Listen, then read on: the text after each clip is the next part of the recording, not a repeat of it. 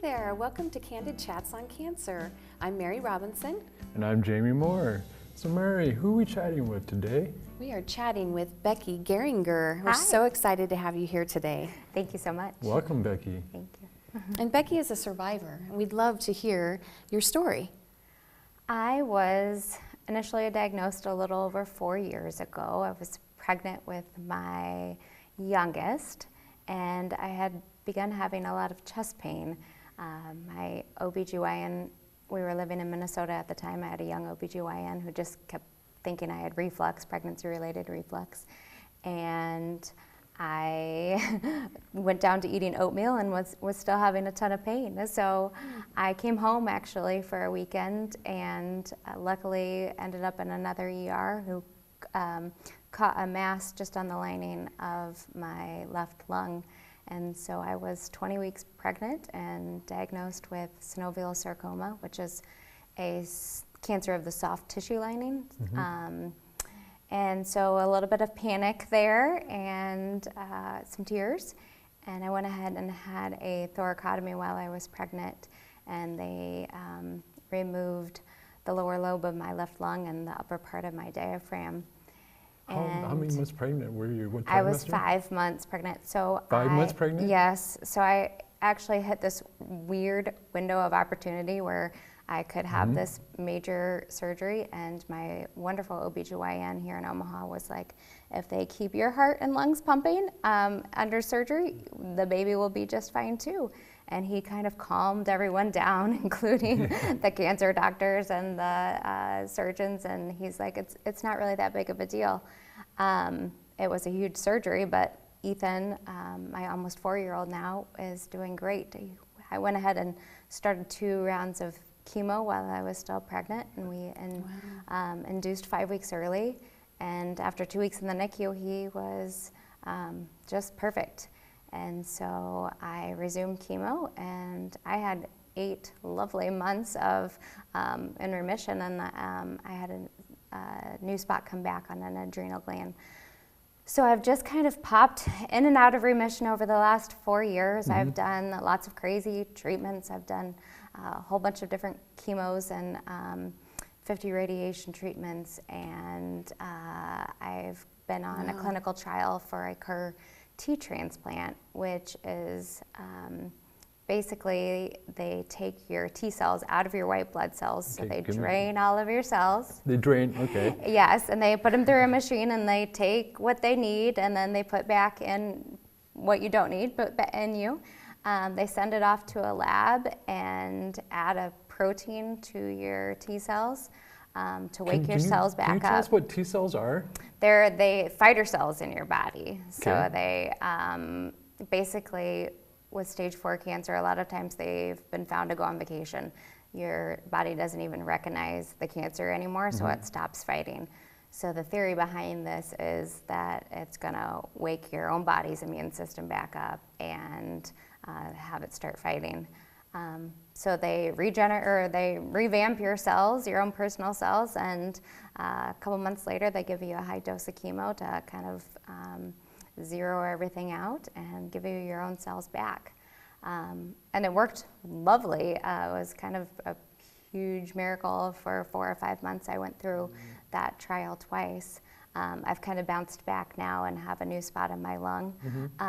But it's bought me a lot more time than originally thought, so I'm very grateful for that. Tiny spots, just a tiny spot. Yes, so we'll be having in a couple weeks, I'll be having another portion of my left lung removed. Okay. But again, I don't have, it's not spread everywhere. It's for stage 4 cancer, it's staying under control.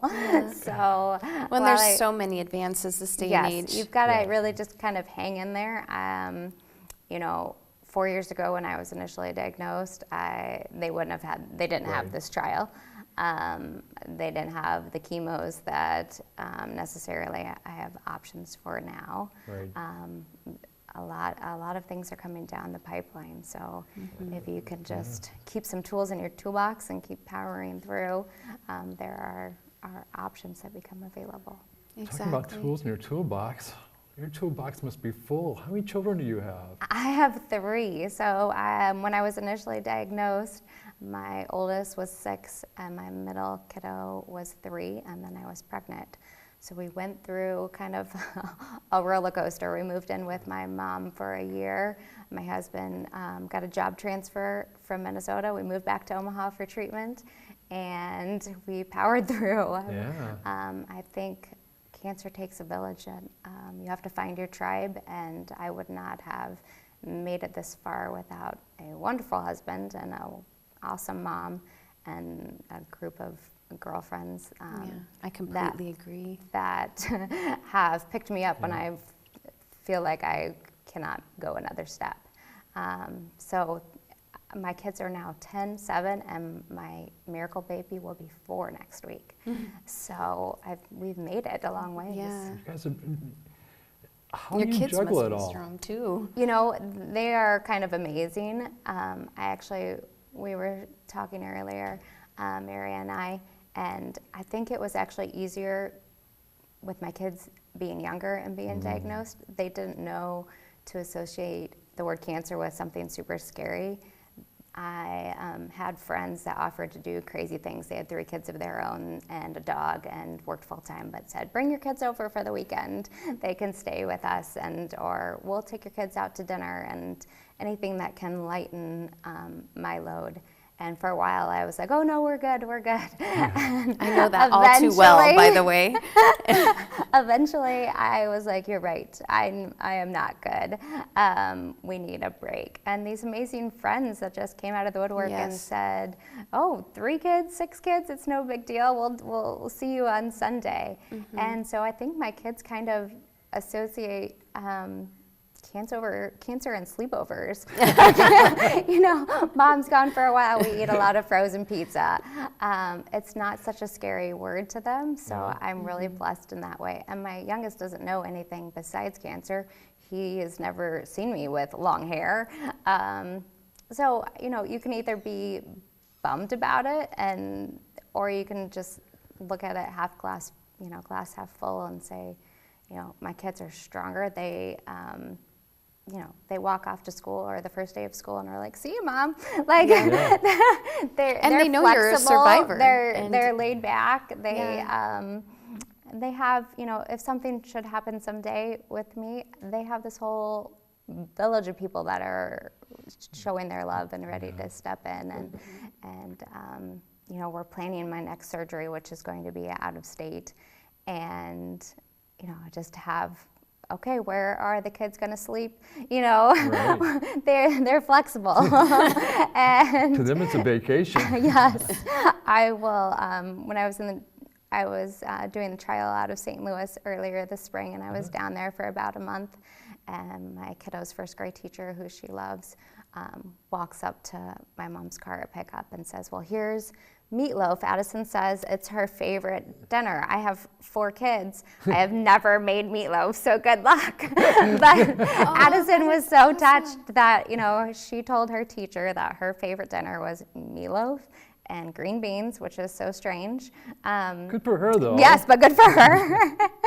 and it was great. So they are spoiled, but it's well deserved. I mean, they've been through a lot too. When people ask, how do your kids handle it? And I always say, if you take a deep breath, like, they're going to take the They're deep breath. resilient, aren't They they? are, and we try to keep a routine for them. And, you know, I'm going to St. Louis to see a doctor for a few days. I'll see you on Wednesday after soccer practice. And they're like, okay, Mom. I'm sure they have their moments, and my oldest, who is getting older, as we were talking earlier, I'm sure he's getting it. He's in 5th grade now. But I've kind of always bounced back, and they've heard these scary words before, and I think they're better kids for it. So they're picking up your attitude. I hope so. On most days. I am not going to lie that there are days that there are tears, and I always, I'm involved in a metastatic support group, which has just been awesome for me. Where's and that hopefully, it's through a program called A Time to Heal, and they have 2 support groups for women that are in stage 4 or recurring cancer, and I think cancer is a scary word, but then you hear Very scary. metastatic, and it's on an all new ball game, right? It's a whole different layer of scariness. It is. I have stage 4. Yes, and so there can be a panic, and if you are surrounded by a group of women and men who show that, hey, I can continue to live and be active and be positive. Be positive and do fun things and travel, and you can kind of treat it as a chronic disease more than this I'm going to die next week sort of thing. I think it has been so important to me to find that group of people. Exactly. So I think my biggest advice would be find whoever your tribe is, and find whoever, find the people that are going to support you and your family, and the women in your life who you can call at midnight when you're having a bad day and your husband's sleeping soundly next to you, because luckily guys can just turn it off, right? They can just say good night. I don't know how that's possible. I don't either. But all of a sudden we're having some dramatic conversation and then he's sleeping. So I have these women that know that, they will pick up their phone at 11 o'clock at night and talk me off the ledge. And usually once I get it off my chest, I'm good. I can fall asleep and I'm ready to conquer the next day. But it's saying yes to anything that people volunteer to. Exactly. And when it goes on for a long time like this, it's when people come up to you and say, let me know what I can do for you. And before I'd be like, oh, we're good. Now it's, okay, well, can you pick my 7-year-old up from soccer practice on Thursday? And I was the exact same way, just so you know, because I had so many people asking if they could help, because I was in the hospital for quite some time, for long periods, and my husband had to do a lot of it, and my parents, and I'd be like, oh, we're fine, but then after a while, it takes a toll on everybody. Yes. And I found that, it takes a village, and people want to help, and that's their way of helping. Right, and they're they lost don't know what and else afraid to too. do. Yeah. Yes, Yeah. and so just tell them what you need. And I had a friend today on Instagram that gave a shout out to caregivers, that there's a name for us as survivors, and we get all of these wonderful support system, but my goodness, the caregivers in your life. I mean, my husband, like you said, I was pregnant and then we delivered, so we had a NICU baby, and he had a wife that was going through chemo and 2 other kids at home. He went to work all day, would come home, make sure I was in bed, feed the other 2 kids, tuck them in, and then take his little baby carrier back to work and work 3 more hours. Right. I mean, he did that for a year, and he's been doing this crazy things for 4 years now. So I think they deserve such a shout out and a rest break when they can. We were just in an event lately, and they gave the survivors medals for being a survivor, which I thought was really a great thing. But now that you're talking about it, the surviving part is also, I think, probably one of the easier parts. There you go. I know, because we get time, rest, right? Yeah, and heal. And I know how you feel about the sleeping. I'd be laying there in bed, just brain going crazy. Yeah, you're thinking about what's going to happen to this, what's going to happen to that, or worst case scenario, how do I want to be buried? Do I want to be That's buried? exactly Do I want to be right. cremated? Hey, I want to be buried in my robe. And my wife is just like, just out solid. And I'm like, don't you realize I'm solving all the problems of the world right now? And I could use a friend to talk to. So I text Mary, hi, are you awake? And she's like, oh, heck no. Yes. But just texting somebody, I even found, was... I agree. I think we all just cope a little bit differently, and once your caregivers and once your support system realizes what your coping mechanism is, I flat out, we bought a house a year after I had gone through treatment, and I talked my husband and my mom into it because I could see my kids coming down the stairway at homecoming for homecoming pictures. Aww. It was completely an impractical house. Oh, that's so But neat, every though. time I kind of relapsed, I was like, oh my goodness, we have no dining room furniture. My husband is not going to care for the next 20 years. If I pass away, my husband is not going to care that we have no dining room furniture. He's going to be the, 50-year-old guy without dining room furniture. I have to do this like this week, right before surgery.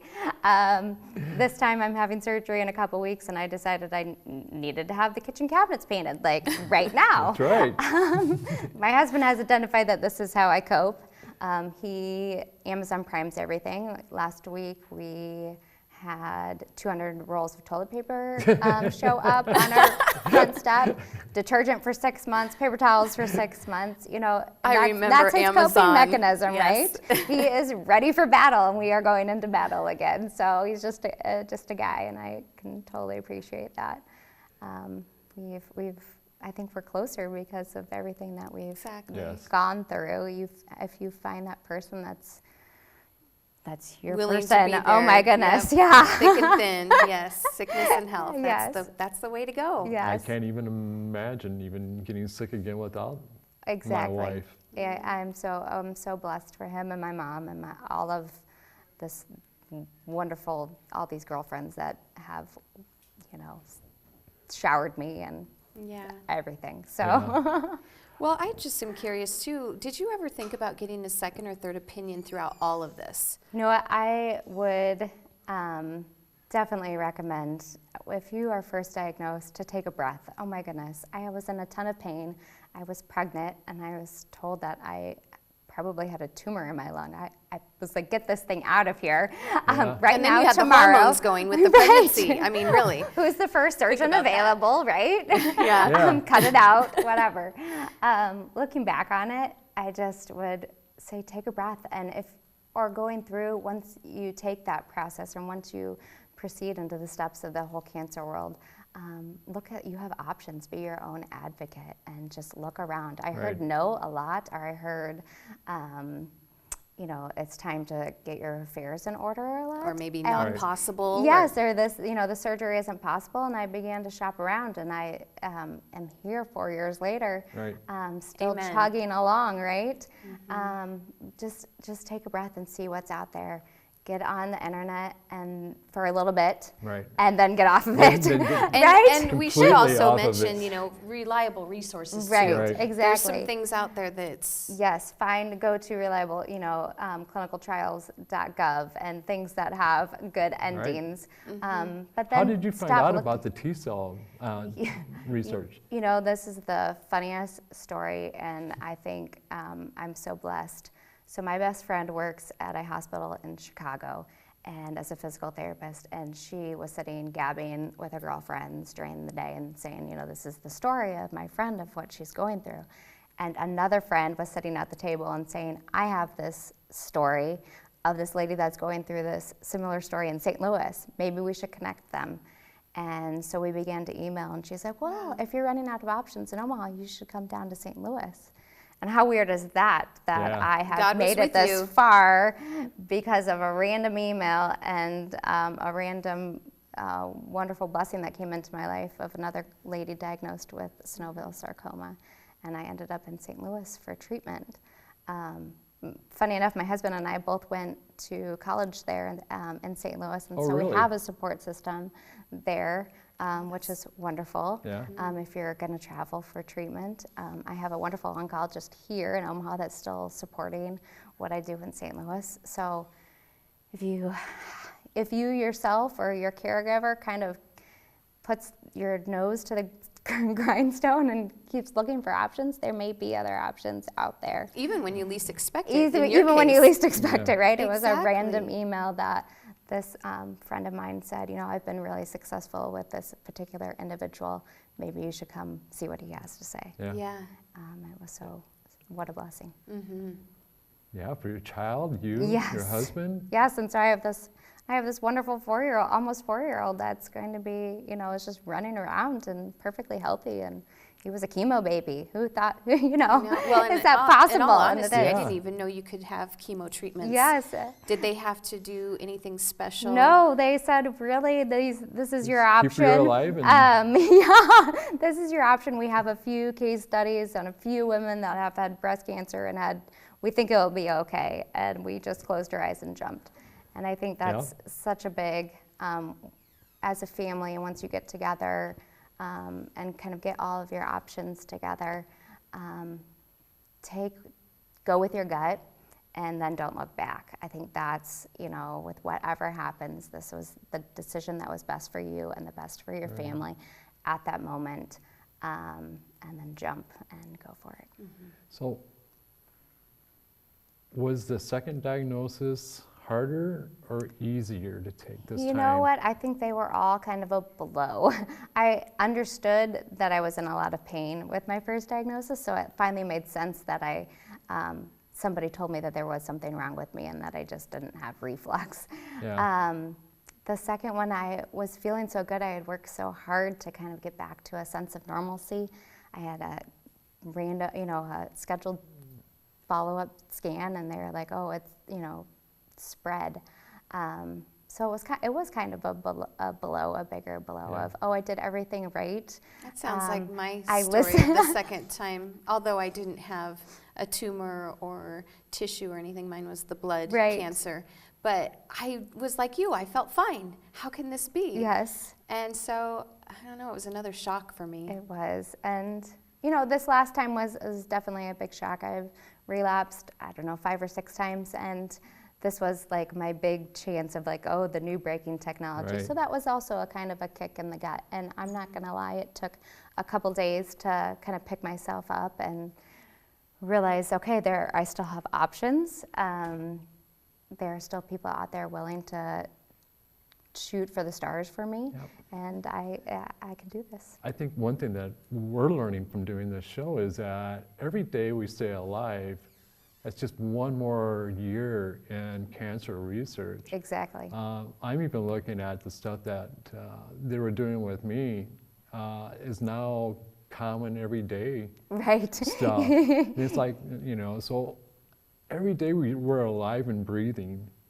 You were breaking edge technology, and now you've become the norm for the next person, or and if nothing else, I've participated in these trials for the next person down the road that has young kids and needs like a first line of defense. And again, it becomes like, well, that's the no big deal in 10 years, right? From now.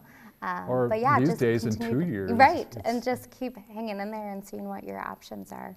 Well, that also reminds me too of the clinical trials. I know when I was first diagnosed, I was thinking to myself, do I want to be in a clinical trial?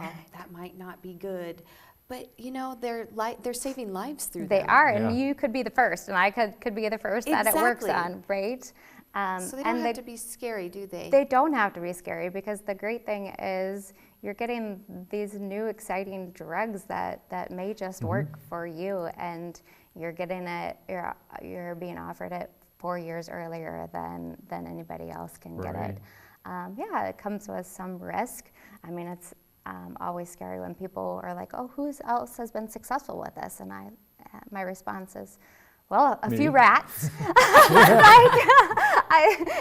That's good. I know it seems to be trending in the right direction, but you got to jump and just go for it. And I've participated in this trial, and I've had good luck overall. I mean, getting 5 months out of a trial for a stage 4 is people think that's awesome. I mean, oncologists nerdy oncologists get excited about that, right? They've extended your lifespan and the quality of your life. So. And then they go back to researching, and who knows what they're going to find in the next 5 months.